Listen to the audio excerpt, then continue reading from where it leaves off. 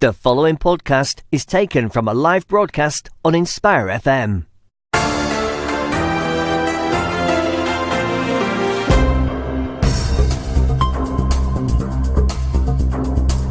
Assalamu alaikum wa rahmatullahi wa barakatuh. Welcome to Friday Night Live with me, Hafiz Sha'ban. This Friday evening, very cold Friday evening on the 6th of December 2019, corresponding to the 8th of Rabiul Thani 1441. A very wet evening, very windy evening.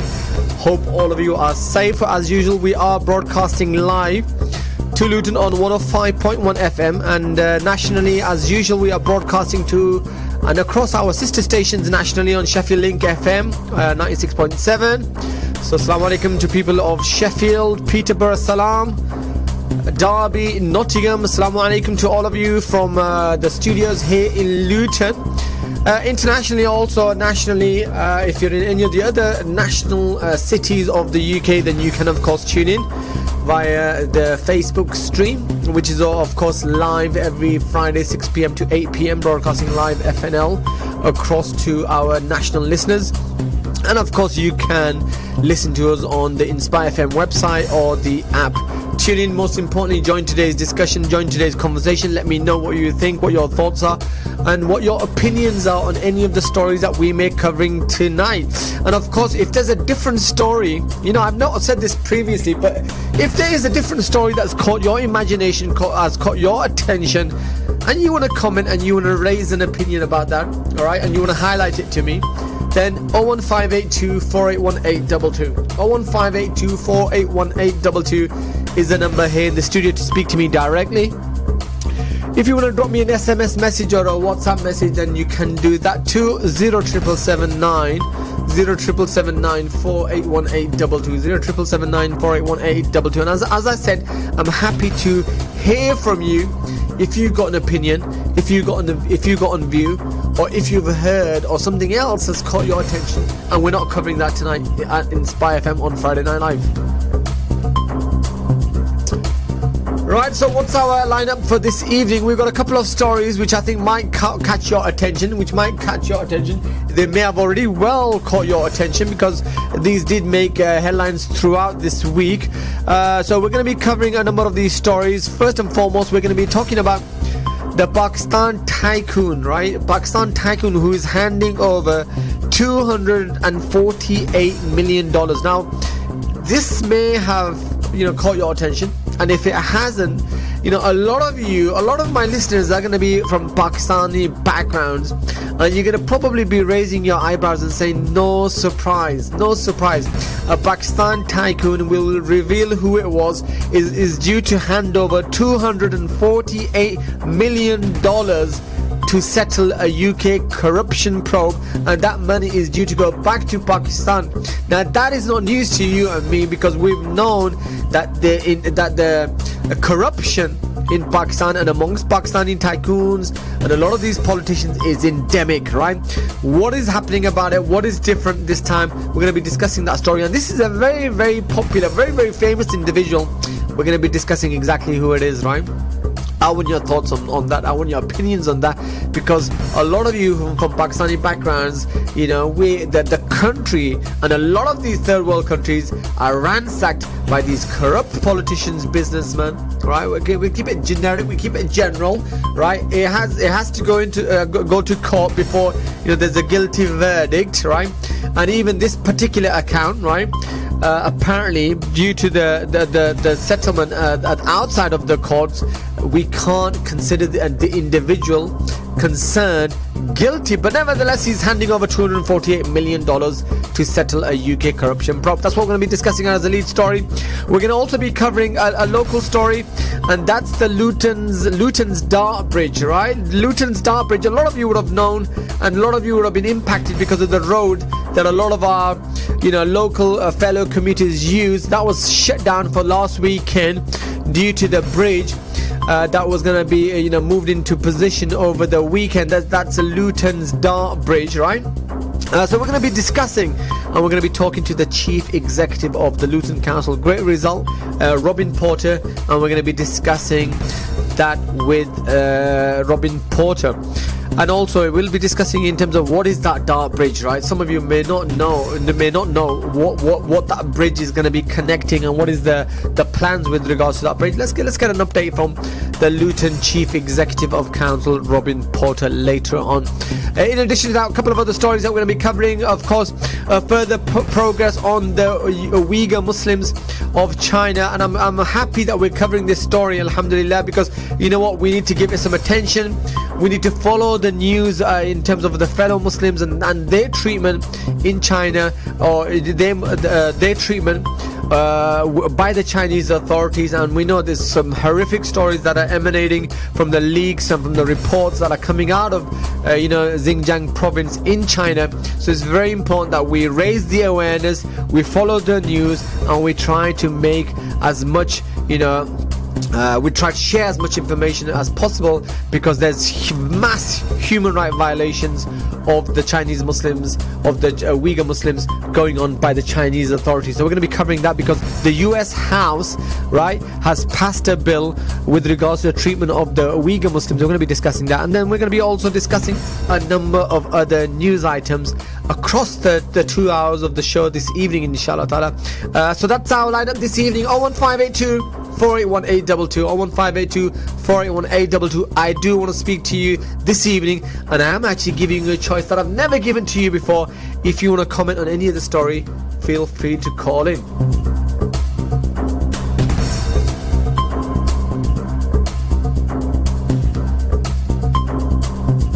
Right, so we are trying to get through to our guest on to cover the lead story, and that was who we're trying to get through Zarar Khukhro. Right, it's a bit of a difficult name there. Zarar Khukhro, we're trying to get through to, who's a journalist and a talk show host on Dawn News. So we're trying to get through to him at the moment. We haven't been able to get through to him at the moment, but when we do, we'll speak to him directly from Pakistan. Now, what was the story that I was referring to earlier, right? So this is a news that is news that emerged earlier this week, that Pakistan tycoon is to hand over $248 million to settle a UK corruption probe. Right. So those of you that are going to be wondering how much is $248 million, that's approximately 140 to 150 million pounds. 140, even if it was 140 million pounds. Imagine 140 million pounds, and that is what we know, right? That is what we know. That is what is on record. I mean, imagine the sorts of and the amounts of money that are being filtered, that are being channeled, that are being extracted, taken out of Pakistan, of Bangladesh, of India, and some of the other third world countries, and coming into the capitals of Europe, capitals of some of these European countries, Western countries, invested this dark black money that's been siphoned off from these poor countries, and coming into these private bank accounts of these individuals sitting out here in the UK. Now, the story with regards to England, the story with regards to the UK specifically, is not a new story. Even when we talk about Dubai, not a new story. It's been well known for a long time, right? Well known for a long time. In fact, Imran Khan, when he became Prime Minister, one of the items that he had on his agenda was to raise with the UK authorities that, hey,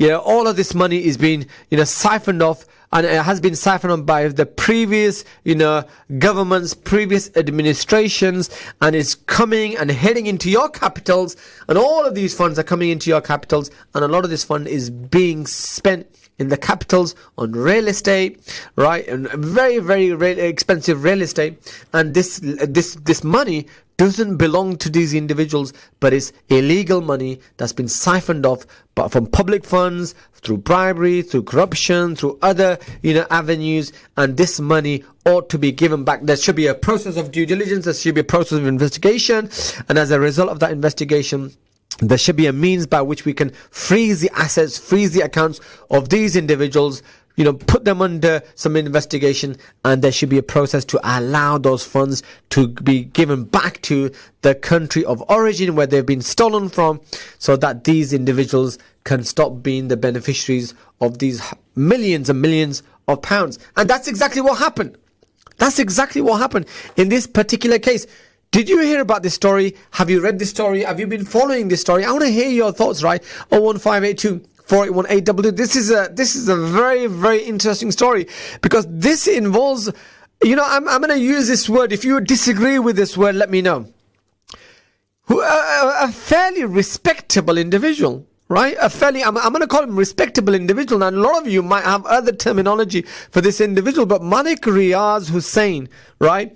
Yes, he is a multi-millionaire. Yes, he's a huge property tycoon, and he's the guy who's responsible for this Bahria town, right? Bahria town. Anyone who goes to Pakistan and visits Pakistan, Bahria town, it's been hot property. It's been the talk of the town, right, for many years, right? And a lot of you would have invested money in Bahria town. Almost every third, fourth person that you speak to, with some money, has invested some money in Bahria town, is living in Bahria town, has got some connection with Bahria town.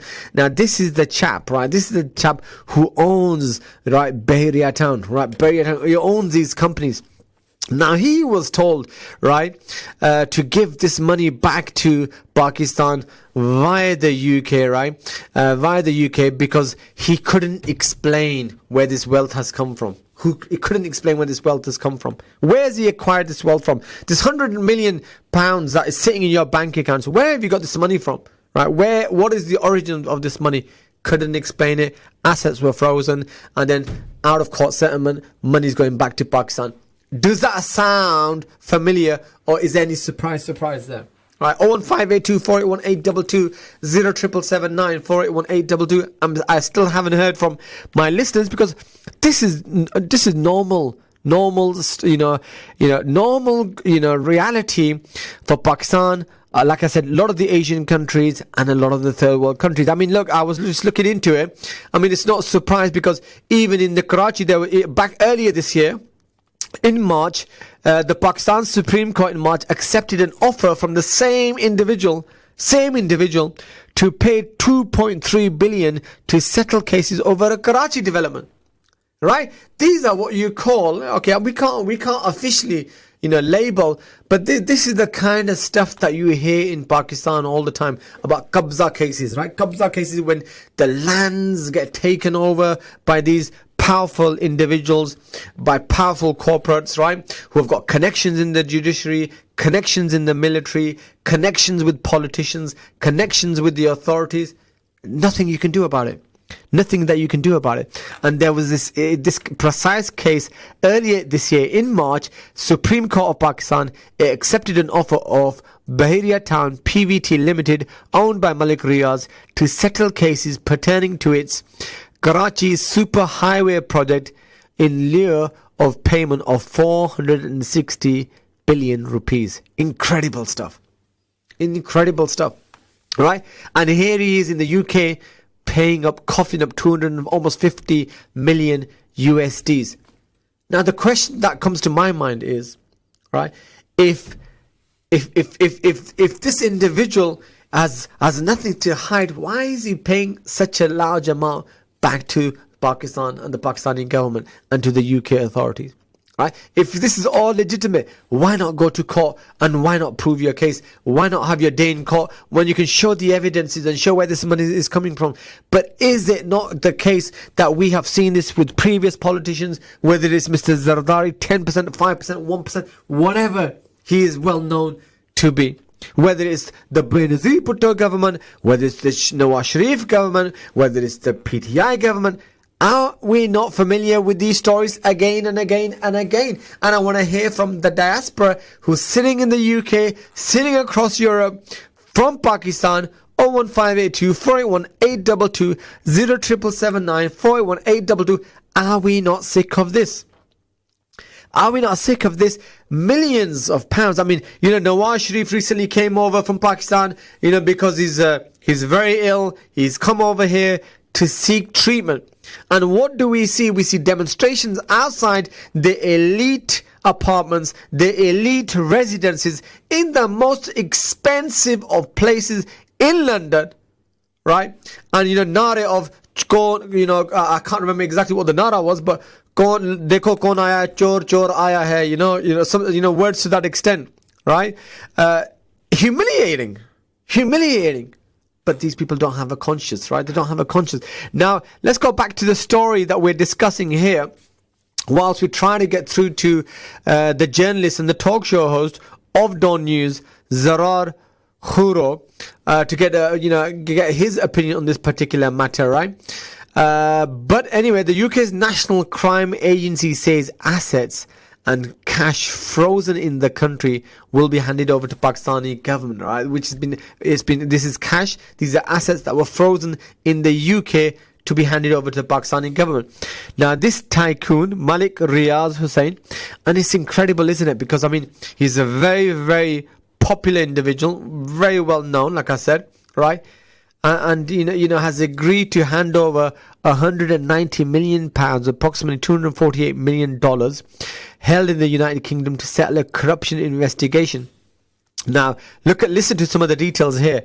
9 freezing orders were secured against Malik Riaz Hussain in what was dubbed as dirty money investigation. The National Crime Agency investigation is secured these 9 freezing orders, right? It covered the 140 million in cash in funds held in UK bank accounts after the allegations that the cash may have been the proceeds of crime. And like I said to you, a lot of these capitals in Europe, a lot of the capitals in some of the Gulf states, right? A lot of the capitals, and a lot of the states in the US are the recipients of this illegal and ill-gotten cash that is then invested into real estate, is put into these bank accounts, put into these offshore accounts as investments for these corrupt individuals and their politicians and their families, and for their next younger generation. Whilst the people, their native people, are back home, subject to severe austerity measures and cut in public spending, increased taxation, and life is absolutely miserable for the people back home, whilst they've got hundreds of millions of pounds stashed away in these overseas accounts. Now, this was very, very popular back in the 80s and the 90s, at least the 80s, when you would have the Swiss bank accounts, right? And you could literally go to Switzerland and open up a bank account. And there's still a lot of countries where you can still do that today, although they have clamped down upon it. But in short, what you could do is you could go to Switzerland, some of these other countries, and you can go open up a bank account. And if you're going to invest a certain amount of money, or if you're going to put a certain amount of money into your bank accounts, they'll open up a bank account, give you residency, give you all the facilities that you need, and wouldn't ask you any questions. And you could and it would be completely private, and that was what attracted these corrupt individuals to go and go and actually save and siphon off hundreds of millions of pounds of public funds for their own personal benefit, right? So that was historical, but of course since then it's been clamped down quite a lot of regulations come in, a lot of legislation has now demanded and requires evidence in terms of where the funds are coming from, how they've been acquired. You might have heard the famous story at the moment with regards to one of the wives of a very famous Azerbaijan businessman, or is he a politician, who was notorious. His wife was notorious for spending millions and millions and millions of pounds in harrods, right, with all of these bank accounts. And she's also experiencing something similar, where the National Crime Agency is investigating where all of those funds have come from. So UK is taking some steps, some would argue small steps, in the right direction, but it's come after a very, very long time of severe lobbying by these native governments to ask this British government and ask these European governments to take, accountability of these corrupt politicians. And of course, it's in these countries in their interest, isn't it, for all of this money to come in, and it's all been, invested into their capitals. I mean, why would they need to investigate it, right? So you can imagine, they've allowed this to linger on for as long as possible, but now they're forced into a corner and they are taking some action, and we can see that. Anyway, in addition to the funds, right, the Britain's National Crime Agency has also seized, right, and it's also agreed to a settlement in which Malik Riaz Hussain will hand over his property, 1 Hyde Park Place property. Now, this is the most expensive real estate. If I've got this correct, in the UK, it's valued at £50 million. Wow. 1 Hyde Park Place currently valued at about £50 million, approximately $65 million. And who owns it? Malik Riaz Hussain. And so, surprise, send in your answers by SMS or WhatsApp. Who owned it previously before Malik Riaz Hussain? That's the question. Who owned 1 Hyde Park Place, right? A property, the most valuable property in the UK, currently valued at around £50 million. It's now been seized, or it's going to be seized by the National Crimes Agency, right? As part of an out-of-court settlement between Malik Riaz Hussain, the UK authorities, and the Pakistani government. Malik Riaz Hussain is the current owner. The previous owner was, as you've guessed, Nawaz Sharif's son. So the ARU revealed that the property included in the settlement was sold to the Malik Riaz Hussein's family by Hassan Nawaz for 40. What was it? What was the price that it was sold at? Well, it was sold for, I think, 40 something million. Right? Don't quote me on that. But you can see what's happening here. Nawaz Sharif's son, Hassan Nawaz, owner of a property, 1 Hyde Park. Yeah, 1 Hyde Park Place, valued at £50 million. You can see it's endemic, right? Right? So we can see, the incredible thing is, on Tuesday, Malik Riaz Hussain, he tweeted, NCA press release says the settlement is a civil matter and does not represent a finding of guilt. As I was saying earlier, does not represent a finding of guilt because it is a civil matter. It's been settled outside the court. And I am a proud Pakistani, and I will remain until I breathe my last. I've got no idea what that tweet is about, but that was the official tweet of Malik Riaz Hussain after the out of court settlement between Malik Riaz, the Pakistani government via the UK government, and the National Crime Agency. Hussain, of course, is a very, very famous, rich, one of the most richest and most powerful businessmen of Pakistan, and as I said, the owner of the Bahria town complex and real estate development in Pakistan. But the reality is, this is what we're seeing. We're seeing endemic corruption. Look, the NAB, previously announced that it's decided to seal 13 properties. This is the National Accounting Bureau, right, of Pakistan. It earlier, decided to seal 13 properties belonging to Shahbaz Sharif, his sons, his wives, and their wives, right? So this is incredible stuff. It's not about an individual. It's not about one person. And one of the questions that I was going to ask my panelists was, is this a small step in the right direction? Is this one bad apple, or is the whole tree corrupt?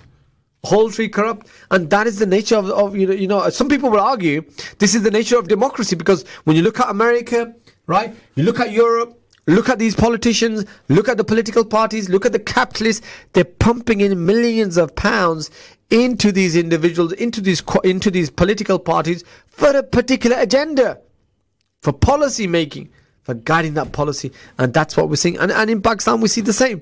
So is it a case of one bad apple? Or is it a case that the whole system and the whole tree is full of corruption and foul fruit? Is it an endemic problem in Asia, in West or Europe? Politicians and businessmen, Is it a problem in the east, or is it just a problem of west, or is it a problem endemically, globally, wherever this system sits? Not the first time we see that these individuals are landing themselves at the centre of allegations of corruption, bribery. We all know, I mean, Malik Riaz is well known to give gifts of Land Cruisers and very, very expensive cars and, and homes, right? To members of judiciary, members of the political elite, members of the military, members of the authorities, and so on and so forth. Why would he do that? All smells foul to me. But anyway, that was the lead story that we were covering on Friday Night Live, and that was the case of Malik Riaz's out-of-court settlement with the British authorities, with the Pakistani government, and the 150 million that he's agreed to pay back to the UK/Pakistani government. And that was the leading story. We're gonna go into a commercial break. When we come back, hopefully we're gonna be able to speak to our second guest, and that's gonna be the story that we're gonna be covering locally, and that's the Luton's Dartbridge move, which was a fantastic success over the weekend. We're gonna be discussing to Robin Porter, who's the chief executive of the Luton Councils. You are with me, Hafiz Sha'ban, on Friday Night Live on 105.1 FM, 01582 481 822. It's 0779 481 822. We're going to go into commercial break. We'll be back in a few minutes. I hope to speak to you. Until then, assalamu alaikum wa rahmatullahi wa barakatuh.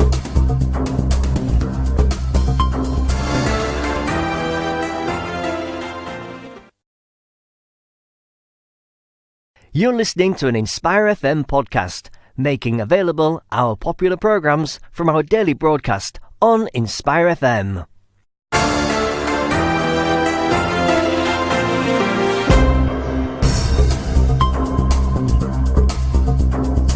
Assalamu alaikum wa rahmatullahi wa barakatuh. Welcome back to Friday Night Live with me, Hafiz Sha'ban, on live from the Inspire FM studios here in Luton on 105.1 FM. 01582 481 822 is the number here in the studio. 0779 481 822 is the number for your SMS and your WhatsApp messages. First story, we're covering the story of Malik Riaz Hussain,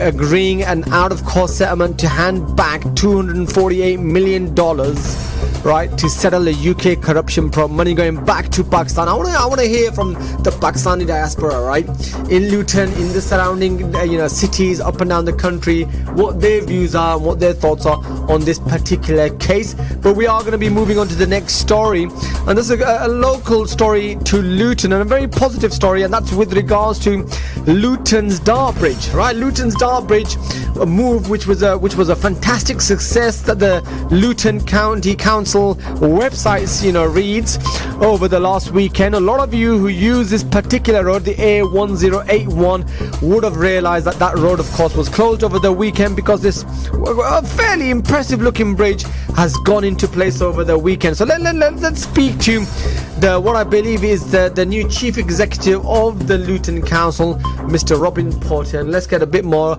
of an update and a catch up in terms of what's been happening, what this bridge is all about. Let's get our local community filled up with the latest information, latest progress on that, and let's speak to Robin Porter from the Luton County Council. Robin, welcome to Friday Night Live. Thank you very much for joining us this evening.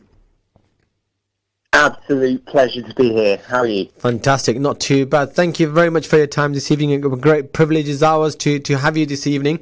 And as I was saying, I mean, the initial idea was to have a quick catch up and an update for our local listenership with regards to what the council, of course, has deemed a fantastic success over the weekend with the moving in place of the Dartbridge. Huge success for the full team. And a real step forward, a really positive step forward for the town as well. Yeah. The Dartbridge, as you said in your brilliant intro, it's really impressive structure. Yeah. Absolutely huge. It's over 1,000 tons. Wow. That's been moved down the hill from the Holiday Inn roundabout, and then lifted into the place over the A1081. Yeah. We had the roads closed for only 2 days. There are other places locally that are putting in bridges where their roads have been closed for over 6 months. It's a hugely impressive feat from the whole team. Yeah, no, fantastic. And as I say, I mean, anyone who's driven along that stretch of road would have definitely seen that. I've even seen some of my friends actually put it onto their WhatsApp profile messages, which is great. But it's definitely a fantastic success, as you say. And then, of course, it's great to see that. I mean, for a lot of our listeners, some of them might not be familiar with what the Luton Dart is all about. Do you want to just give a quick explanation of what is that Luton Dart Bridge and what does Dart actually represent mean in itself? So DART stands for Direct Air Rail Transit, and what we're looking to do is put a mass passenger transit link in between Luton Airport Parkway and the terminal, which is 2.2 kilometres away at the top of the hill at the airport. Obviously, the link today is facilitated by Bendy Bus. Yeah. The bus joins the carriageway, the main highway, and the buses get caught in traffic. Yeah. Which means that the journey for passengers turning up in Luton by rail is really disjointed. We're looking to massively increase the number of people turning up at the airport by rail, and so hugely improving the journey and the reliability of the journey and the comfort and the experience. It's a big project, a huge step forward, but we'll really reposition Luton Airport amongst the London airports. Fantastic. It's going to mean that passengers who are travelling from London, which is our biggest market, are going to be able to get from central London all the way to their gates in about 50 minutes. Wow. And as your listeners will rightly reflect, you can spend more than 50 minutes walking across either Gatwick or Heathrow airports. Yeah. So to be able to get so quickly from central London will be a huge benefit for us. The Dart shuttles are going to take about 3.5 minutes to go from Airport Parkway up to the top of the hill. And even if you've just missed one of the darts, the total journey time, including your wait, will be less than 7 minutes. Wow. So a really positive step forward for Luton, a really positive step forward for London Luton Airport, which is an asset owned by the whole of the community. Fantastic. Thank you very much for that background information. I'm sure that would have been very useful for our listeners. And I would say and encourage our listeners to actually, just type it into Google. We're good at doing that. And just look at the videos also that are available to see how, what just has been described by Robin will actually, look like, by what I imagine is still on track 2021. Is that correct, Robin? Yeah, absolutely.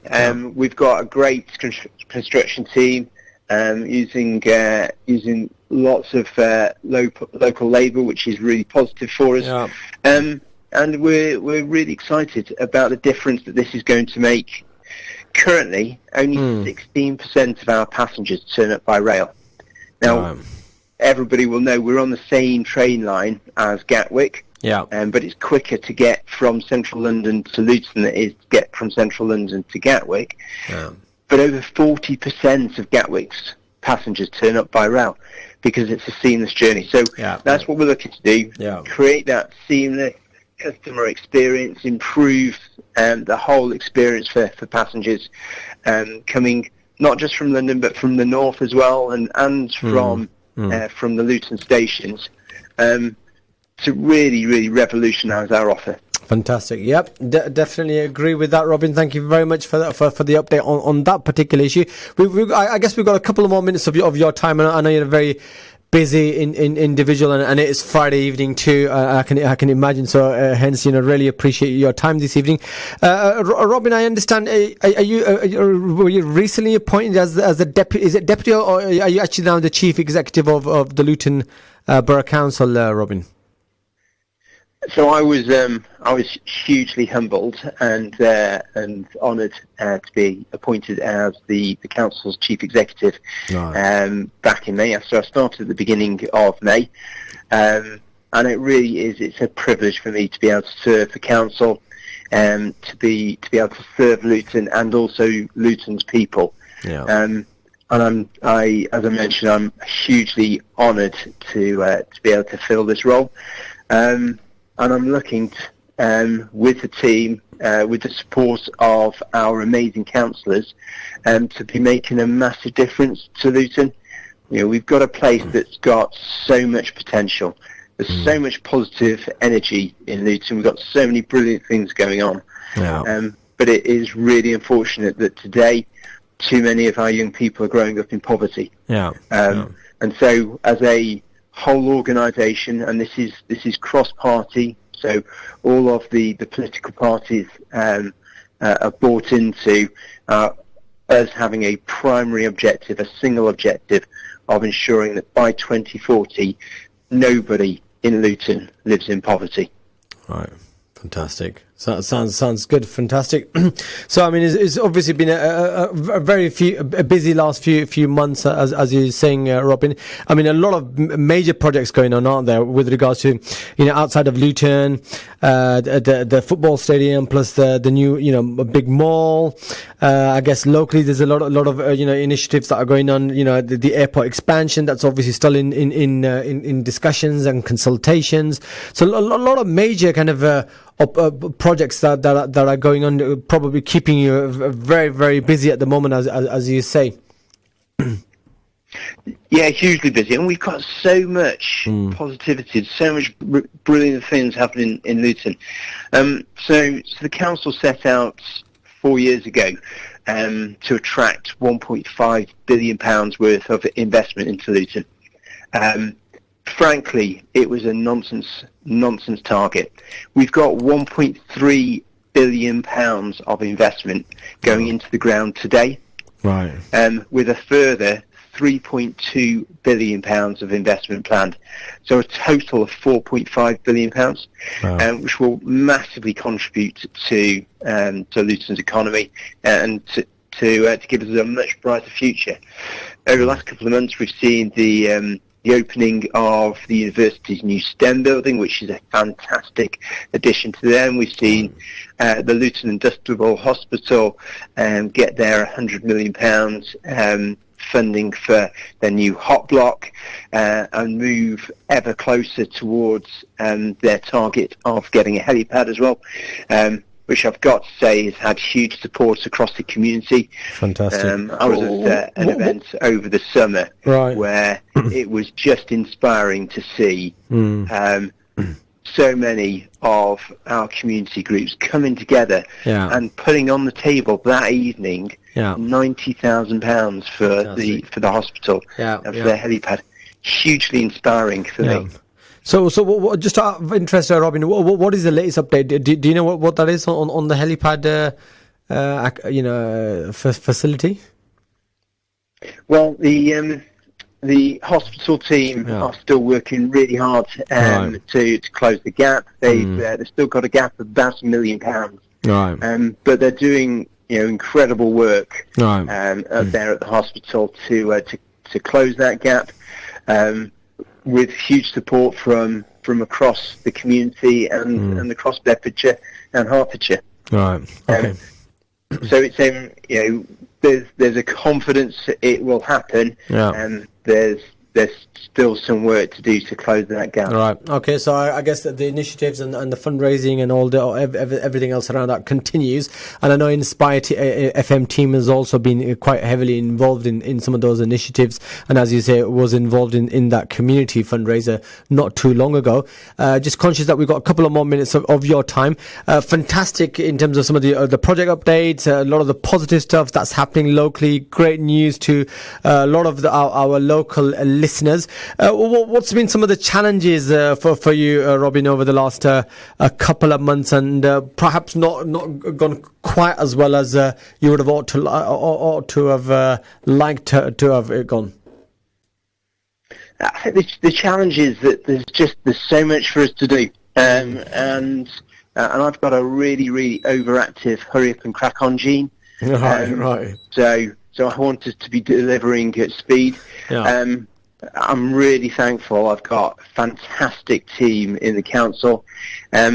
it's a team that is challenged.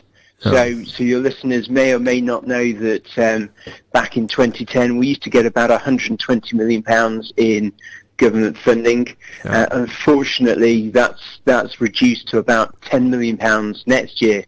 Wow. So we're having to do a lot more with a lot less money. So money is a concern for us, but we've got some really positive stuff going on that I've not yet talked about.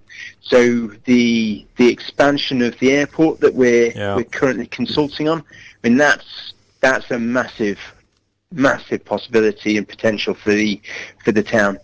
By our estimates, if we can deliver that expansion, and all of the developments that we're looking at around the airport as well, will create something in the order of 16,000 jobs for Luton.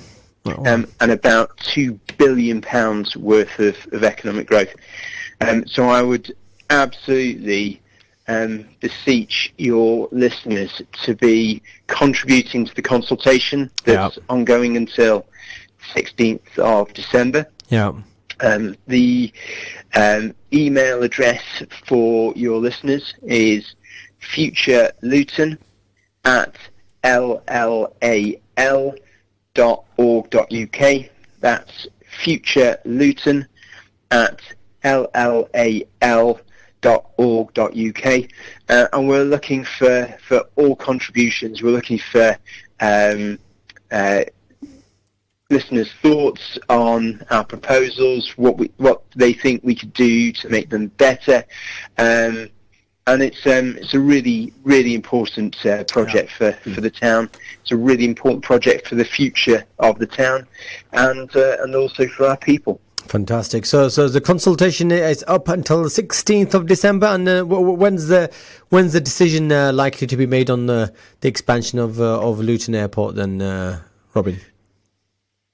Well, it's a national planning process because it's such a big project. Right. I mean, it's a £2.7 billion project in total, so it's a huge project. Right. So it won't be decided locally; it'll be decided by central government. The timescale that we're looking at is we're looking to make the submission to government next summer, and then from there, looking for a decision from government by the end of 2021. All right. Okay. Fantastic. And just very quickly, last point. Funding, of course, is always a big concern, isn't it? And some of the figures that you just quoted earlier were just incredible. And we've had a lot of counsellors here in the studio over the course of the last few months, whether it's schooling, whether it's social services, and we're always citing the common denominator, which is funding, and the concerns not going away. We're talking about challenging poverty, but we've still got a lot of austerity measures in place. We've still got a huge shortage of funding. How's that going to impede or the challenging poverty initiative and agenda for the council locally, Robin? It is a challenge. In addition to the £130 million we've had to take out of the budget over the last 9 years, we've got a further £25 million to find over the next 3 years. So it is a challenge. But with the airport growth, with a reimagined town centre, with an agenda for Luton to become a real living wage town, with a local wealth building approach, which we've already signed up to and are looking for partners to sign up to, we can make a massive difference in a short amount of time to the position. We need the community, we need individuals, we need businesses across the town to be working with us. It's absolutely vital that we become a real living wage town. It's absolutely vital that we invest more heavily as businesses, as individuals, in upping skill levels, because there are loads, hundreds, if not thousands, of really high quality jobs in Luton. And the biggest concern I hear from business, the biggest constraint on them growing in Luton today, is the level of skills and the number of skilled people that's available. Right. If we can crack that nut, along with the other elements, I'm absolutely confident that we can achieve our shared goal of eradicating poverty in Luton. Right, thank you very much, Robin. I've got plenty more questions to ask you, but unfortunately, I do realise that our time is very limited, and I know you've got another commitment too that you need to rush off to. So on that note, I want to really thank you, and it's been a great privilege having you on Friday Night Live this evening, and hopefully sometime we can see you in the warm studios in Inspire FM, Luton FM, not too long distance, hopefully. That would be great, and it's been a real privilege, as I said right at the start, for me to come and to be able to talk to you and to your listeners. Thank you very much, Robin Porter, the Chief Executive of the Luton Borough Council, for joining us this evening. Thank you very much, Robin.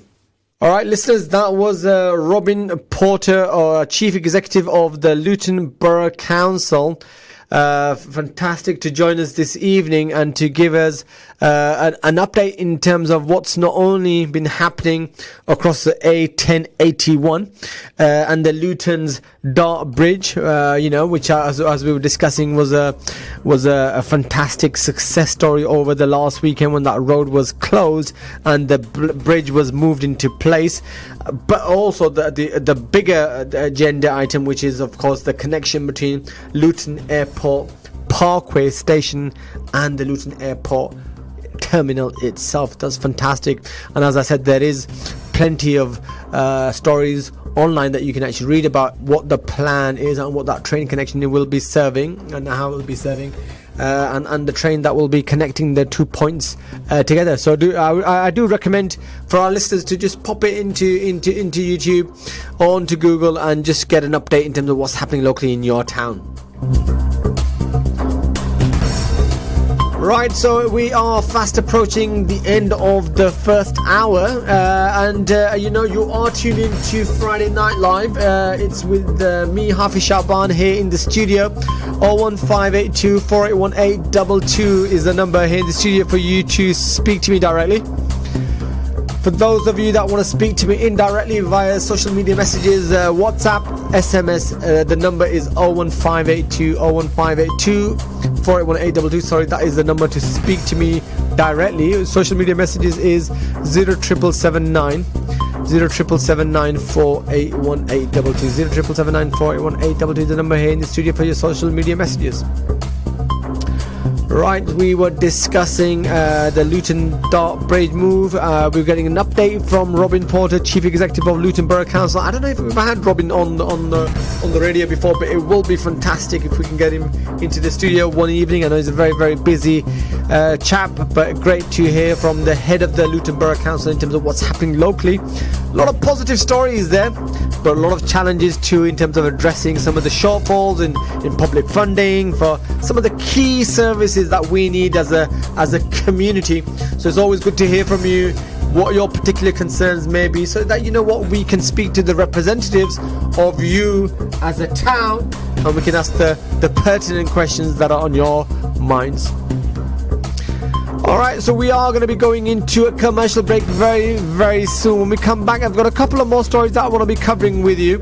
Right, so we're going to get an important update with regards to the Uyghur Muslims of the Xinjiang province in China. Right, so we know that the Xinjiang Muslims, the Uyghur Muslims, have been under a lot of draconian measures, draconian policies, almost locked up into these detention camps, right? And we've been covering that over the last couple of weeks, as a lot of the papers have leaked information, and there's been documentaries on TV that have been, a lot of people have been very, very informative, and again, showing how the Uyghur Muslims of the Xinjiang province have been actually kept as almost like prisoners, citizens who have been kept as prisoners.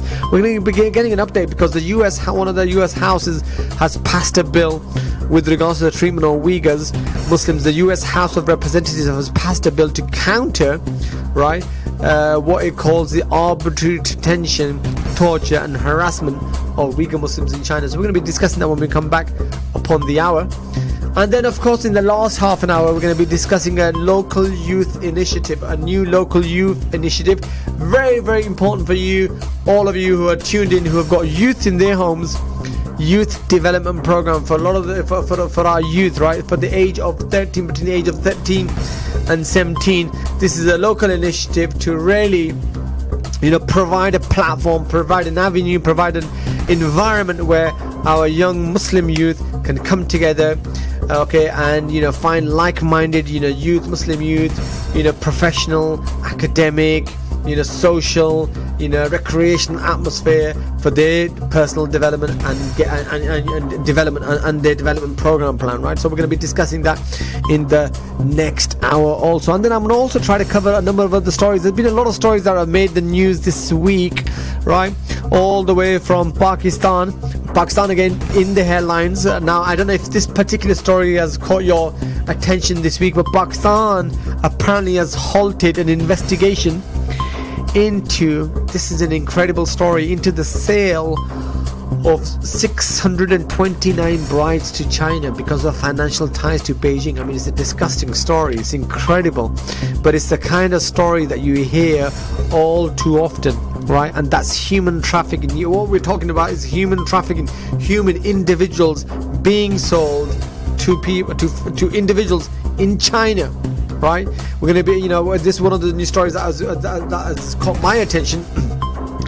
Trafficking investigations into hundreds of Pakistani women, but we'll discuss that in the later in the next hour of the show, because we're going to go into a commercial break. And there's a couple of other stories with, I don't know if you've followed the news with regards to the new Cambridge Central Masjid that was opened up yesterday, right, by Erdogan.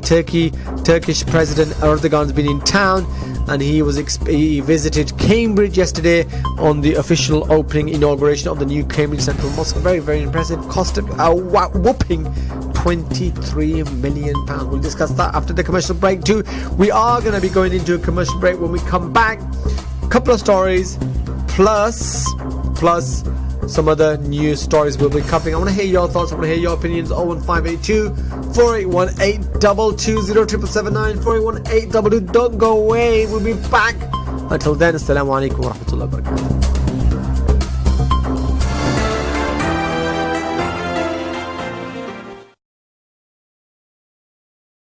Assalamu alaikum, this is Atif Nawaz. Listen to Inspire FM shows in your time by heading over to inspirefm.org or listen on Apple Podcasts or Spotify.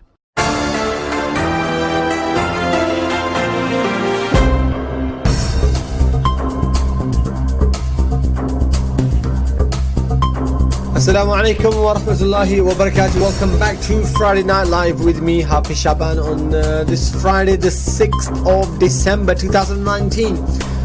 Broadcasting live on Inspire FM 105.1 FM from Luton. 01582 4818 is the number here in the studio. 07779 4818 is the number for your SMS and your WhatsApp messages. We're also, of course, broadcasting live to our sister stations nationally in Sheffield, Link FM, in Peterborough, Salam, and of course in Derby and other surrounding cities. So do get in touch this evening. Let me have your thoughts with regards to some of the news stories that we've covered, and or any other news story that may have caught your attention and you want to share a comment or a view on. Feel free to speak to me on that particular story or any other particular story. 01582 4818 0779 4818 is the number here in the studio.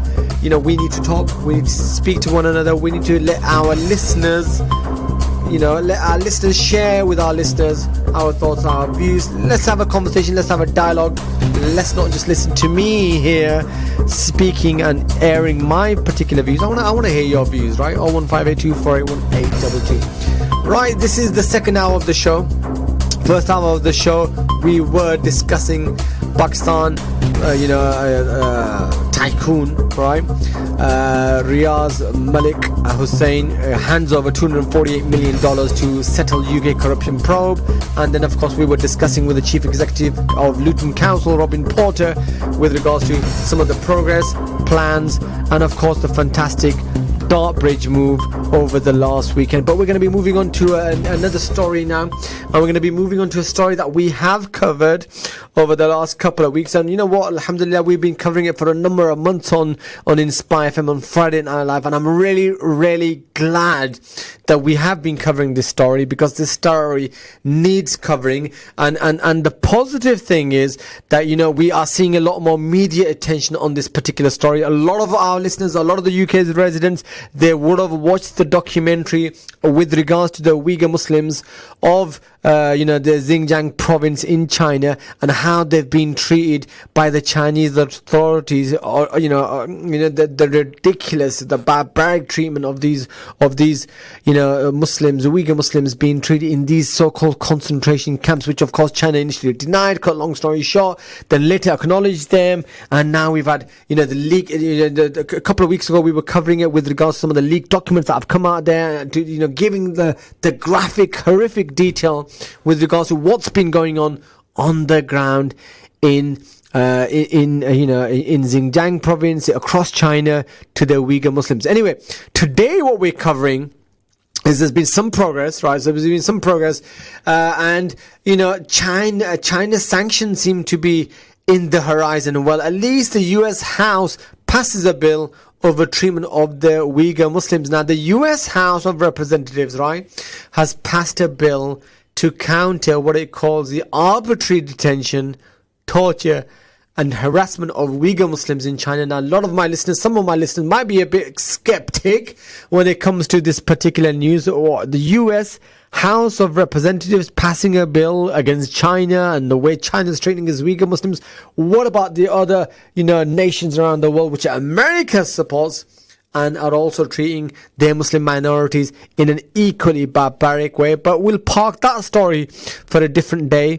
But tonight we're covering Uyghur Muslims of China and the US potentially, right, discussing sanctions. We're still a little bit away from sanctions, but at least the House of Representatives has passed a bill to counter what it calls the arbitrary detention, torture, and harassment of these Uyghur Muslims. Let's talk to someone who's a far more of an expert. We've had these lovely individuals before on Friday Night Live, and they are keeping us, as always, abreast and up to date in terms of what's happening on this story. Let's speak to Farkat Jawdat, an Uyghur himself, an American activist and software engineer. His mother and other relatives were sent to China's internment camps in Xinjiang in 2018. And I think we've also got Mehmet Doti, a co-founder of World Uyghur Congress, prominent Uyghur Canadian human rights activist. So welcome, assalamu alaikum, and thank you very much, Farkat and Mehmet, for joining us this evening. Wa alaikum assalam. Thank you, brother. Thank you. Fantastic. Thank you very much. Great to have both of you this time, because I know last time we were speaking about the leaked documents that came out of with regards to the Uyghur Muslims. We couldn't get through to, I think it was Mehmet, and we were trying so many times, but great having you both on the call this evening. And as I was just giving the introductions, both Farkat and Mehmet, right, we've been covering, and it's fantastic that you gentlemen, you brothers, have joined us on a number of occasions, and continue to join us, so that we can keep our community informed with the latest progress on this particular story, right? So, of course, I was saying, US House passes a bill on the treatment of Uyghur Muslims. Tell us more about it, Farkat. What's been happening? Assalamu alaikum to you, brother, and then all the listeners. And then it's really great that we can be here and then to speak for our people in back home, and especially at this moment that China is spreading their propaganda in the whole world, calling the Uyghurs as a terrorist, and then just labeling us as terrorist, extremists, or separatists, and then just using it as a reason to locking up more than a couple million people. I will say more than 3 million people. Wow. That's the number from the Pentagon a couple months ago in the concentration camps, and then raping our own sisters, both inside and outside the camps, and then separating the kids from their own parents, locking them up in the state-run orphan centers. So it's really good to be here and then shining the light on what's happening. Yeah. So coming back to your question about the bill, so the bill mostly covers the reporting part of what's happening. Because, as you have said, that the Chinese government denied existence of the camps until September, I think, late last year. And then they changed their topics to say that those are the vocational training camps. But a month ago, the New York Times released more than 400 pages of the Chinese government inside the internal secret documents, where they show that in the Mandarin Chinese, they call them as concentration camps themselves. And then how those places are run, how those places are managed, and then how the numbering, the scoring system works, and how they are convincing or silencing the kids who got their parents locked up in those places. So those are not deniable hard facts, and then it's really coming to play on the right time. The bill that is right now sitting on the U.S. Senate. So the bill, it has a report on how many people detained in those places, and then the conditions, and then this current situation in the region. Also, it asks the President Trump to sanction and to come up with a list of Chinese officials who are directly or indirectly involved in this, I will say, genocide. And then sanction them by restricting their access to the U.S. and then freezing their assets. And then also the FBI will also get involved in, I think, reporting and collecting evidence about how the Chinese government is threatening the Uyghurs inside the U.S. So, for example, just myself, the Chinese police reached out to me a couple of times. They used my mom as a hostage, and they directly contacted me on the social media, asked me to work for them or work with them in order to get my mom freed from the camp or get some better treatment for her. Wow, incredible. Right, Farkad, just hold on to that, right? So let me bring in Mehmet also, right? Who's another prominent Uyghur, a Canadian human rights activist. Mehmet, am I right that you're actually joining us from Canada at the moment? Is that correct? Yes, you're right, brother. Yes, okay, fantastic. So Mehmet, Farkad is obviously giving us an update from his perspective. What I am seeing now, and this is it's a positive one where we're getting a lot more media attention now on this particular issue, right? And of course, this being the latest now that this is being discussed by the American, Senate and the House of Representatives, and a potential here. What do you make of this particular, progress and this latest development, Mehmet? First of all, I would like to thank you for giving us this opportunity. And this bill is very important because for the first time by the United States House of Representatives and the previous Senate, they approved the Uyghur Human Rights Policy Act. And this Policy Act has a number of provisions. One is this bill just directs the Director of National Intelligence to report directly to U.S. Congress once in every 3 months and about Chinese policy of cracking down Uyghurs in the concentration camp. Also, this bill requires the deputy assistant level in the State Department to take charge of this issue, to update the U.S. government and develop further policy options. Also, this bill requires Federal Bureau of Investigation, or FBI, to report and protect the Uyghur nationals outside of China who are frequently harassed by the Chinese government, as my brother said, by using a hostage of their family members back home. At the same time, this bill requires the United States Department of State just to report on the scope of the Chinese government's brutal policy. Also requires the President Donald Trump to impose sanctions under the Global Magnitsky Act. And this bill, this is the first time that U.S. government directly targeted one of the Chinese Politburo member, highest level Chinese officials. So this is very important. And also this bill gives a hope for the Uyghur people. And as of today and yesterday, Chinese government launched black propaganda the program within the East Turkestan, and forcing people to speak and to come up with a strong statement condemning the U.S. bill introduced in the Congress. So this bill is resonating not only within the Uyghur community, at the same time creating shockwave effect within the Chinese officials who are responsible for this atrocity. All right, fantastic, Mohammed. Thanks for that update. Looks like we've lost Farkat, but we'll see if we can get through to him again. But whilst we're discussing that, of course, I mean, I was just reading into the fact that America, of course, did something similar with regards to Hong Kong, and we've seen the protests in Hong Kong. You know, Trump signed into law a bill that supports the pro-democracy protesters in Hong Kong, and that's also been condemned from China. I mean, we're seeing a lot more coverage.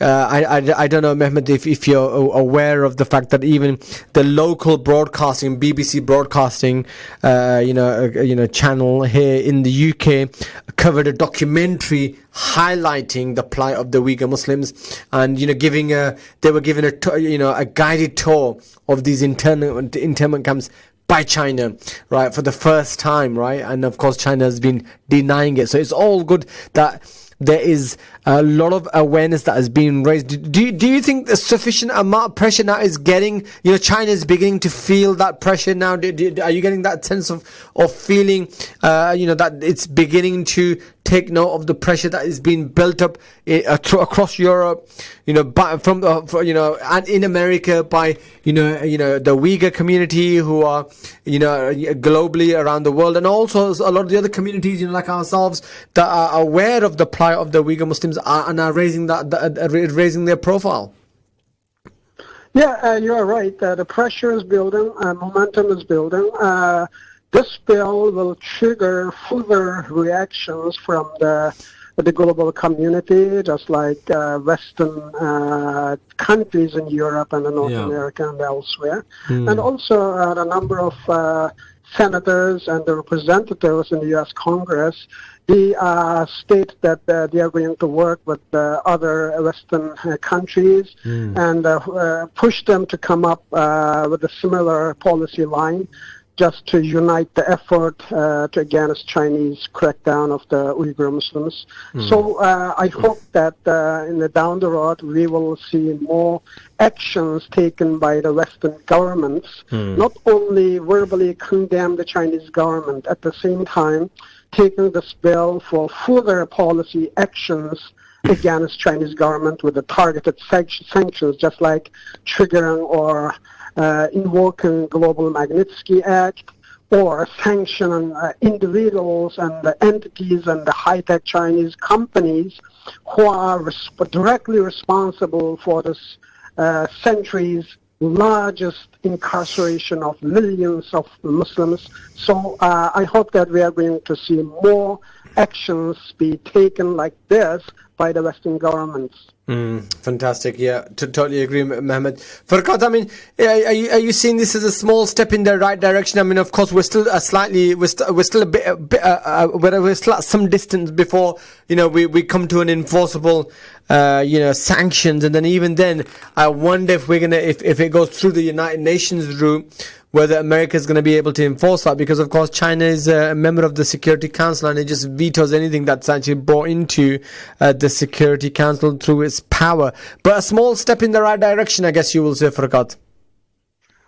It is, and then it is the lead and then like a really great example for other countries, especially the Western ones. But not only the Western countries actually, but the most outspoken ones should be the Islamic countries, because if anything happens in Palestine or like any Islamic countries, like a Quran is burned by like maybe Christian or non-Muslim, it will get lots of attention from the Islamic world. But from the Turkish President Recep Tayyip Erdogan to like all the Islamic world leaders, they urge to come out and then say that they are against all of them. But now the Quran is being burned and then being rewritten. Yes. So if and then the mosques are demolished, like more than a couple thousand mosques, and some of them are more than 800 years old.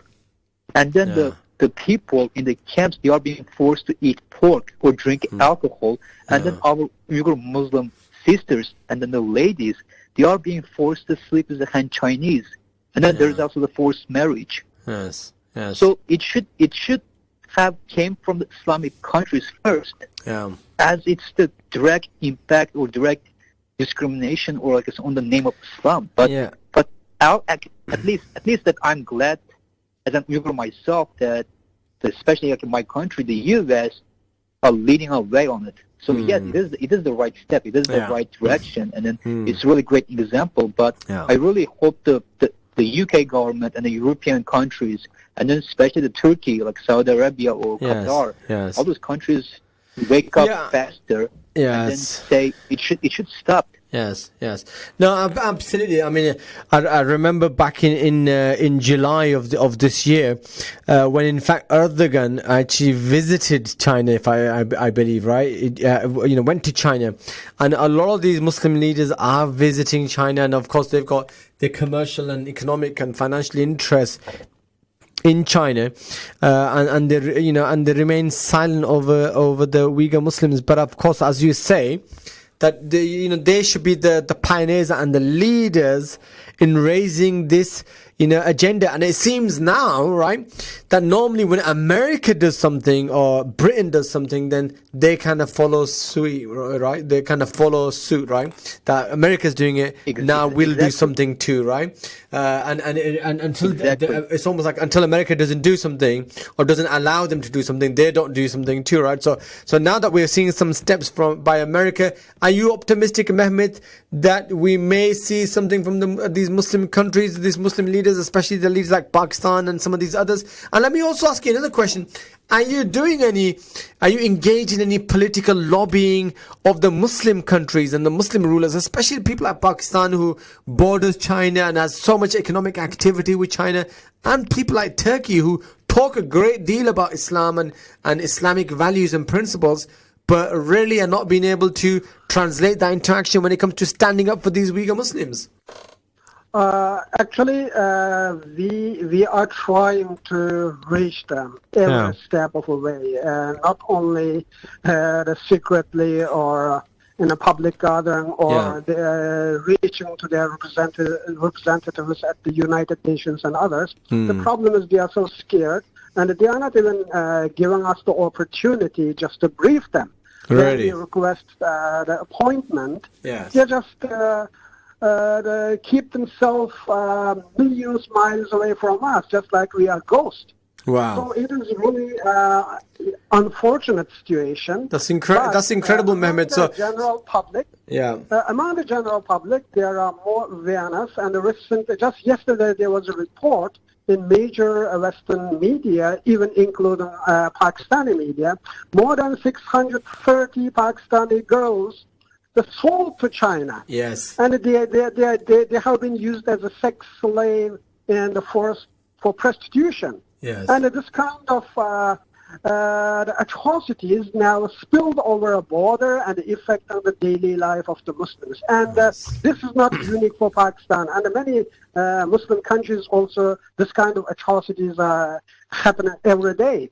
But the problem is because of the restriction of the media in those countries, and many general public are unable to get the right information. And also Chinese so-called Belt and Road Initiative, they are expecting to get some kind of share from this promised investment. And in fact, many countries ended up in losing side of this so-called investment. So it takes some time, but we are really working hard to give them a right information. And down the road, I hope that they will be waken up one day and realize that whatever happens today for the Uyghurs will be there tomorrow, or will be the bad dream in coming years. So it is our responsibility just to warn them. Yes. And it is our responsibility to tell them that what they perceive in their mind about China is totally wrong. And many Western countries now saying that we have been so naive over decades. And the Muslim world should also realize that the Chinese policy based on deception, not the truth. They are lying each and every time and cheating the governments. And I really hope that Muslim world would not end up in losing side in future. Fantastic. Thank you very much for that update, both by Brother Farkat and Brother Mehmet. Thank you very much for joining us once again Friday Night Live. And as I said, we will be speaking to you on a regular basis, so that you can keep our listeners abreast of the latest update on the Uyghur Muslims and the case of the Uyghur Muslims. We've seen this first step in the right direction, calling for a bill, potentially calling for sanctions against China, but the pressure is definitely being applied on China. There's a lot more awareness. There's documentaries that are happening. People are watching them, and the public opinion against China is definitely being built up. But as you said, it is the Muslim governments and the Muslim leadership around the world that also needs to feel some of that pressure so that they can raise the plight of these Uyghur Muslims with China and ensure that something gets done about it. Thank you very much, Farkat and Mehmet, for joining us this evening on Friday Night Live, and inshallah we'll hopefully speak to you again shortly, and hopefully we can cover some positive news with regards to the Uyghur Muslims. Thank you very much, Farkat and Mehmet. Thank you. Thank you very much. Right, listeners, that was Brother Farkat and Brother Mehmet, who were joining us from Canada and joining us from America directly, and giving us the update on the Uyghur Muslims in the Xinjiang province in China.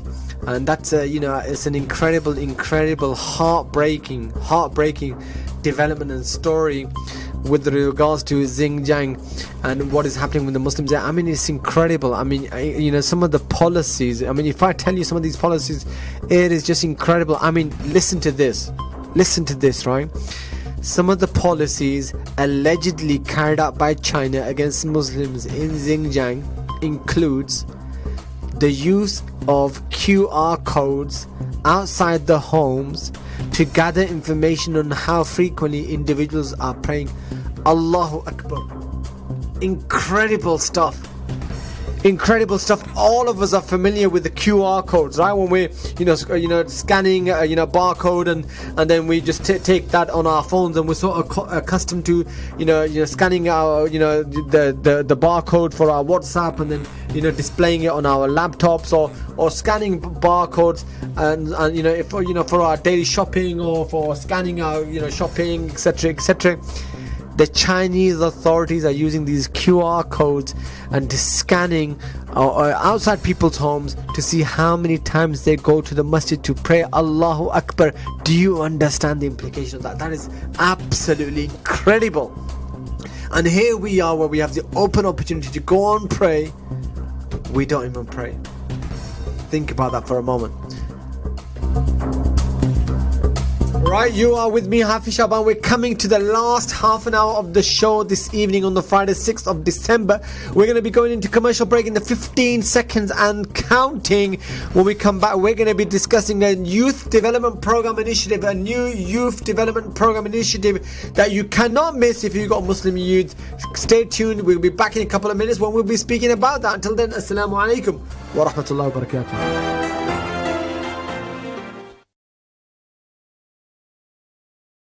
You're listening to an Inspire FM podcast, making available our popular programs from our daily broadcast on Inspire FM.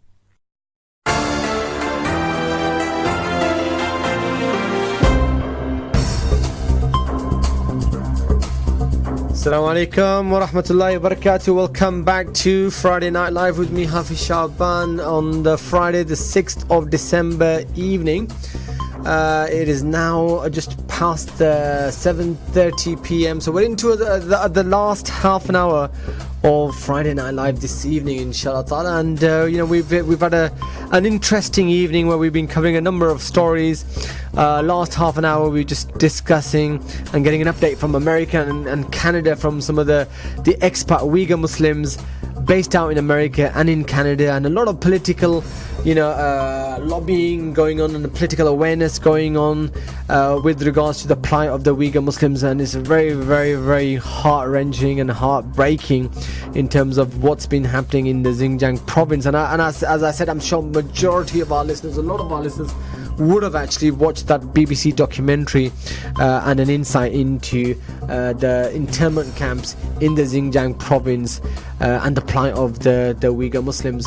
So there is, it looks like there is some pressure that's that's building up on the Chinese authorities, and a step in the right direction with regards to American legislation to potentially table some sanctions against China. But whether that happens or not is a different, of course, totally different game, totally. But let's see what happens. Right, so we've got the last half an hour. We're going to be discussing a couple of news stories in this last half an hour, but we're also going to be discussing a local initiative. Now, there's a bit of a conflict of interest here. So I'm boring Amir Bhai to come in and discuss this with me, inshallah. But there's a youth development program, right? A very important initiative that's going to be kicking off this weekend, this Sunday, inshallah ta'ala. And as you can probably gather from the term itself, youth development program, of course, it's a program that is geared towards our youth, right? And whenever you mention youth, and whenever you mention discussing youth, and it's always going to be an intrinsically a very important subject matter, because the youth, of course, are our future generation, right? So any development program which is orientated towards our youth, right, in terms of helping them navigate through the challenges to the society, reconciling it with their identity, and really overall providing a positive framework, positive environment for them. Taking them away from the streets and criminality and all of that kind of stuff, and encouraging them to contribute positively to their community, to their peers, to their society, to the people around them, is always going to be welcomed. And of course, there's been this particular initiative has a lot of positive feedback we've had from the community. A lot of people have been asking questions, a lot of people having similar ideas and thoughts and in their minds for a long time with regards to similar initiatives for the youth, and other people reaching out who are already doing and engaging in similar youth development programs and initiatives, inshallah ta'ala. So I've got Brother Amir in the studio with me. Assalamu alaikum, Brother Amir. Wa alaikum assalam. Thank you for having me. Yeah, absolutely, man. So Amir Bhai is like I said, I like to table the producer for Friday Night, mashallah. Producer, director. But anyway, so we're gonna be in conversation with regards to the youth development program. So the idea is that our listeners get a better understanding. What is this youth development program? It's been coined as the YDP all about. When is it kicking off? When is it happening? What's going to be happening, etc., etc. But you're going to be posing those questions to me, right? Yes, yeah, no. Again, assalamu alaikum to all our listeners. Thank you for joining us on Friday Night Live on Inspire FM. I'm glad that you've joined us and you're here with us. So again, thank you to Hafiz Sha'ban for the efforts that you've put in. One of the first things that comes to mind when I look at this program is its motivation. I mean, what was your initial? What kind of happened? What clicked in you? Say, we need something like this, because it is a need, and I'm sure you'll agree with me. There's a lot of stuff that is happening within our communities, which unfortunately hasn't been addressed very well. Whether it's from our side, whether it's from our community leaders, whether it's from our masajids, and also from our local authority. I think there's some been failures on different levels. And it's just interesting that you've decided to do this type of project. So what was it? What was the final straw that we need to get and do something? Yeah. Good question, Amir. Right? I mean, first and foremost, it's the fact that as a parent, right? Yeah. I think that's when it dawns upon a lot of us, right? When we ourselves go through a particular experience. So if we become parents, then we experience what it means to be a parent. When we have a particular issue or a particular crisis, when it happens to us, then we realize, I should have done this long time ago. And as a parent, many years ago, I'm trying to culture my own children with Islam, Islamic studies, teach them Arabic, teach them Quran, teach them X, Y, and Z. And the thought occurred to me, if I'm trying to do that with my own children, why don't I actually create a platform where, I can invite other people and their children, and then, use the same hour or 2 hours, and instead of just teaching my own children, I might also actually teaching other people's children, right? Oh, okay, mashallah. So that gave, back about 4 years ago, all right? So we then started something called the Tarbiyah program. Okay, right, and this is locally? This is local here. Okay, mashallah. In Galera. We started the Tarbiyah program, and that was for younger kids, aged about 9, 10, to up to about the ages of 12, right? And of course my children fit well into that category because they were aged between those within that category. And then we ran that for a number of years, mashallah, Tarbiyah program, where we would give them culturing Islamic culture, but very different. So it's not an environment, masjid environment setup. It's not a Maulana teaching you and lecturing you. Yeah. It's more interactive, it's more fun. There's a social element to it. There's tasks. And that was the idea. And mashallah, we did that for 3-4 years. It was a very, very positive success. Okay. But then what happened is our kids got older and they started finding Tarbiyah a bit boring. And we thought, now that the age-old problem, right? Right, age-old problem. So now that our kids are getting older, now they're becoming 13, 14, and now, mashallah, my son's become 16, right? 15, 16.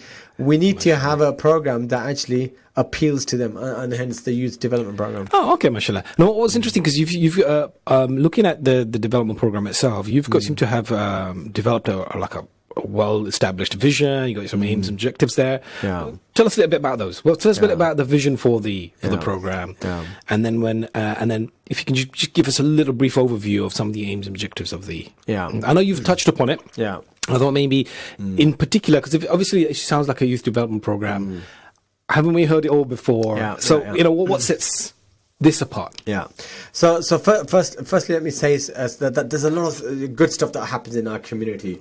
But mashallah, our community is massive. It's not a small community. I mean, it's like massages. There's so many massages. There's so many initiatives that are happening. And that's because our community is a huge community.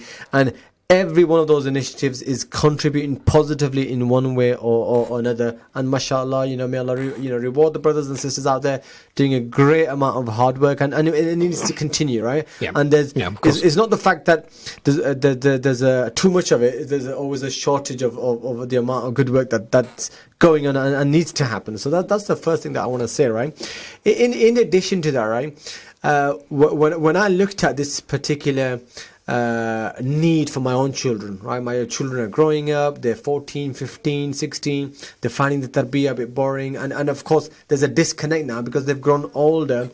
So now they're teenagers, but they're not fully fledged teenagers at the moment. So what is the right type of program that we need to now come up with that's going to be appealing to because part of the thing is part of the things that from that age is as they grow older, as you've mentioned, they've outgrown out of this tarbiyah. Yeah. Well, we say grow out. What they've done is created new connections. Yeah. And those connections may not be the most healthy of connections. Yeah. And what I mean by saying that is we think about social media, we talk about, friends now. We've got newer friends because we moved to different schools and what influence they're having. Yeah. And then we see what's going on in our communities and societies. We may have just watching a couple of YouTube videos. Oh, we like this guy and we like to listen to what he says. And so these the connections there's new connections being made on these levels. Yeah. And one of the things I'm hoping you would say is that this youth development program helps these young people reconnect. Yeah. Right? Yeah. Reconnect not only with yourselves as us as elders within we are now elders within our community, with our parents, but with our religion as well. Yeah, absolutely. I mean, it's a key term that you used was reconnect, right? And for me, I would say, in some instances it's going to be a reconnection. And in other instances, it's going to be a continuation of that connection. That's the key thing, right? Yeah. Because tarbiyah and a development program is not about a development program when a child turns 16. It's about we've been doing the development and the tarbiyah ever since they were 1, 2, 3, 4, and it's a continuous program, right?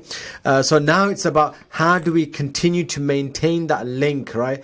As our youngsters are turning to those 14, 15 and 16 years of age category, right, when it becomes a lot more challenging, how does that deen still appeal to them? How does Islam still appeal to them? What does Islam now mean to them when they're a 16, 17-year-old or a 15-year-old in that society where the challenges are constantly changing, environments are changing, friends are changing, and the different scenarios are coming to them, right? So how do we, how does Islam play a part in that, right? Yeah, so it's about it's about connecting all of those dots together. But the key thing is connecting it in a way that's appealing. Right. Yes. That's appealing to them. That's the point for here, right? Because the key thing that I'm having is, or the key issue that I wanted to touch upon was attention deficit. Yeah. Right. Yeah. So many things within not just our youth, but ourselves as well, that are taking our attention. Yes. Yeah. Right? Yeah. Absolutely. And so, therefore, this program needs to be able to grab their attention. Yeah, and so that's really interesting too. So if you can just touch upon what kind of things that ideas now you have in place that you hopefully that will bring those our youth will then detach from those attention and give this attention and say, you know what, I'm really enjoying this. I'm going to be I wanted to be part of this process. Yeah. So absolutely. So as I was saying, I mean, the key thing is appealing to the youth, attracting the youth, right, and doing it in a way, styles and means that they're going to enjoy the almost. We don't want to necessarily sell it with the slogan that it's a learning process, right? Even though it's a learning process, of course, but that's not our USP almost, right? we want them to enjoy it. We want them to have a positive and a creative atmosphere, social atmosphere, right? Part and parcel through which they're developing almost subconsciously, if not consciously, right? And then and the way we actually planning and doing that is through tasks and through activity. Okay. So for example, our launch activity, which is this Sunday, right? It's going to be around, it's going to be a very social event, food, we've actually, booked out the well-known, Luton Pool Centre, right? in Murray Park, right? For a couple of hours, and we've organised, the launch of it around, that social, setting, social right? setting, absolutely. Where there's pool, there's table tennis, so a relaxed atmosphere, PlayStation, right? Competition between these groups, right?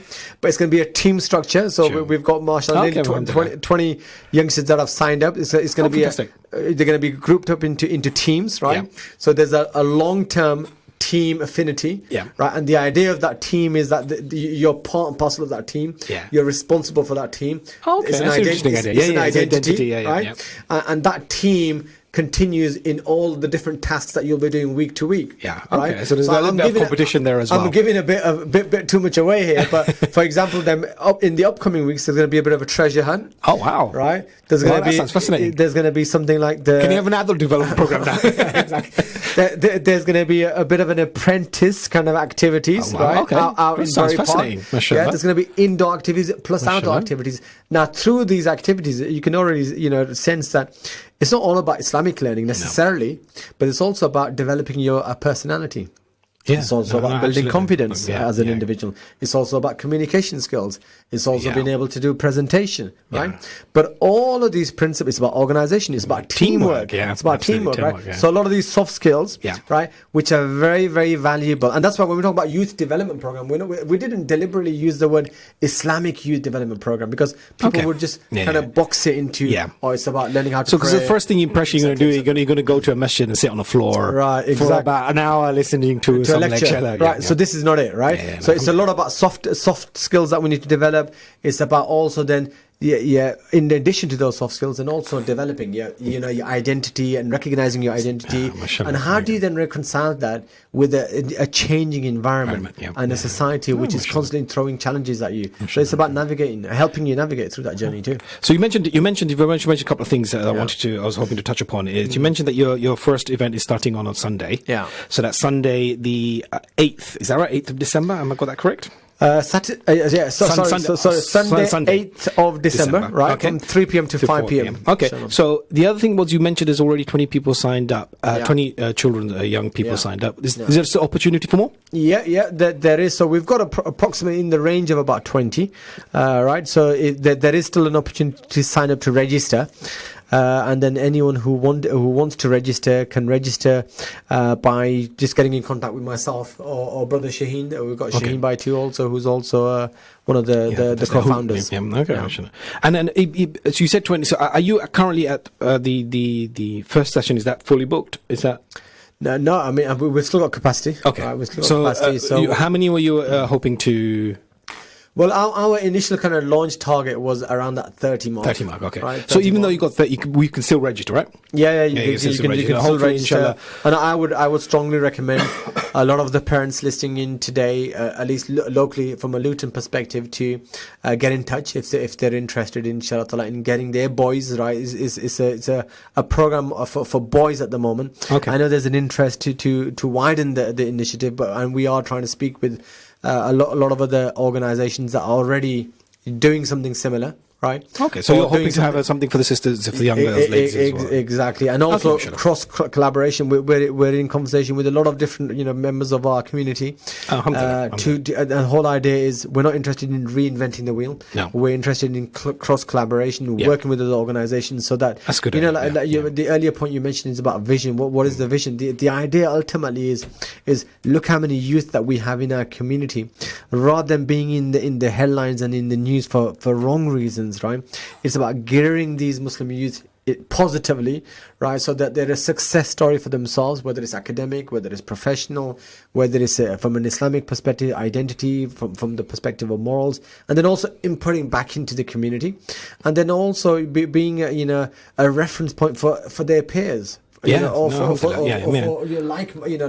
or a similar age group, in individuals, right? Helping one another, and one of the reasons why we've come up with this team strategy is then you're not only part of that team, but then we want to get them to have that affinity with that team. Ownership. This is our team, and you're responsible for one another.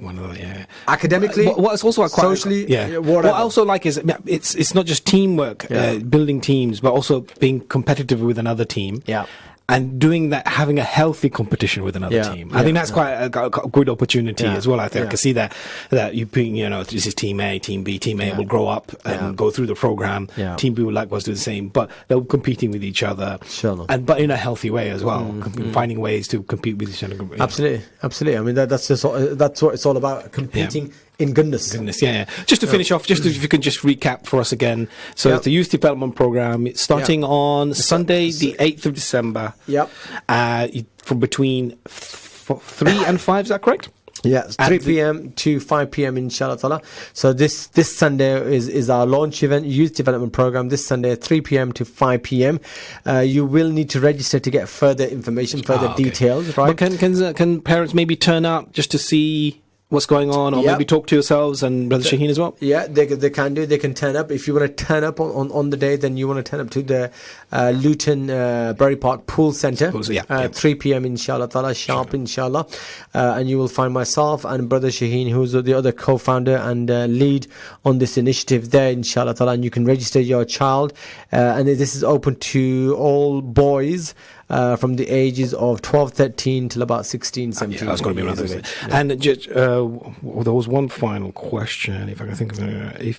Contact details. Okay, do you mind if I can get your contact details? Yeah, so you can have my mobile number, but also you can contact the radio station, and you can get my number through the radio station too, inshallah, just in case you miss it. But my number is 07596 476 715. So that's 07596 476 715. Excellent. Thank you very much. Okay, Jazakallah khair, Brother Amir. All right, so that was me actually being turned into a guest to speak about the Youth Development Program with Brother Amir, inshallah ta'ala. Jazakallah khair for that. And if anyone's got any further questions, like I said earlier, you can actually speak to anyone in the studio, inshallah ta'ala, and through them you can get my mobile number, and of course you'll get I will be able to give you further information about this particular program, inshallah. We've got about 5 minutes remaining of the show, inshallah. I want to cover a couple of other news stories that have made headlines this week and have caught my attention, right? As I said earlier, if there's a news item that covers your attention, that gets your your attention, and you wanna call it out, you wanna make a comment, you've got a thought about it, you got an opinion about it, then feel free to reach out to us 01582 481 822 0779 481 822, and I'll be more than happy to actually get it covered on Friday Night Live. But one of the guests I was speaking to earlier, on the Uyghur Muslims of China story, raised this particular story too, and this is it was actually covered by a lot of the Western media too. The Telegraph covered this, so it's not a story that I'm making up. Pakistan actually halted an investigation into the sale of 629 brides to China. That's incredible, isn't it? And this is, again, it's not, I know a lot of us will be familiar with this kind of story, and this is with regards to trafficking of Pakistani women, Pakistani girls that are being sold as brides to Chinese men, right? So there's been this story, and there's been an investigation into it, but now, incredibly, the Pakistani government has pressurized investigators and witnesses to halt cases which could allegedly damage relations with China. Isn't that incredible? Incredible story. If that's something that that has caught your attention, we should be raising that with the Pakistani politicians, with the Pakistani authorities, to say, why on earth would you do that? These are Pakistani women that have been trafficked to China, to the Chinese, right? Okay, and then Pakistani government is pressurizing investigators to halt its investigation. That's absolutely incredible and absolutely unacceptable. Right, another story that was brought to my attention is with regards to the Cambridge Masjid, right? So this is quite an incredible masjid that's been opened up. Turkish President Erdogan attended the Cambridge Central Masjid opening, right? This was yesterday, I believe, and expected to open, or in fact did open, and was at the official inauguration of the new Cambridge Central Mosque. Definitely worth a look on the internet. And of course, the President Erdogan was in the UK this week for the NATO summit in London. This is a masjid that's been opened up in Cambridge, right? The mosque was funded by more than 10,000 private and public and local and international donations by the government of Turkey. And the Qatar National Fund were big funders of this particular masjid. It apparently cost almost 23 million, but it has stunning views at the price tag of 23 million, and it looks very, very impressive. It's supposed to be very, very eco-friendly, and it's supposed to be latest technology, latest architecture, bearing into mind a lot of those considerations for the environment, etc. So that is something also that's been in the news quite a lot. Apparently it will have a prayer capacity for 1,000 worshippers, and boast an underground car park that will provide space for almost 100 vehicles and 300 bicycles, right? Wow, fantastic, amazing. Dr. Winters, who lectures in Islamic Studies at Cambridge University, said the capacity here is to strictly 1,000, and that is no way it can be extended. So they want to keep it intact, and they want to keep it, something which is doable for the local, bearing in mind the local consideration and the local environment, constrictions that you would expect. Anyway, that's about it. Those are some of the news stories that I wanted to cover this evening. Inshallah ta'ala, you have been with me this evening on Friday Night Live, Hafiz Sha'ban, every Friday from 6 p.m. to 8 p.m. I want to hear from you, our listeners. Try to get in contact, try to get pen to paper, or get your fingers to the keyboard and type up that SMS, type up those WhatsApp messages and get them through to us here in studio. In fact, very, very quickly before I go, Adil Rator, Jazakallah Hai, Alhamdulillah, I've been to Cambridge Masjid and he's just sent in a video through to us just before we're about to close. Fantastic. So, Adil, do you recommend to others to pop into Cambridge? I mean, Cambridge is lovely to visit and see anyway. How about the masjid? Is it? I wonder if it's just open like any of the masjid and you can go there, you can pray and get a bit of a tour. It definitely does look fantastic. It looks beautiful at a price tag of course 23 million. And he says, yes, please take your family. Jazakallah khair, brother Adil. On that note, that is me and that is the end of Friday Night Live for this week. Until next week, Assalamu alaikum wa rahmatullahi wa barakatuh. Thank you for listening to our podcast. We stream our daily broadcast on inspirefm.org. You'll find all our daily updates on our social media at Inspire FM Luton.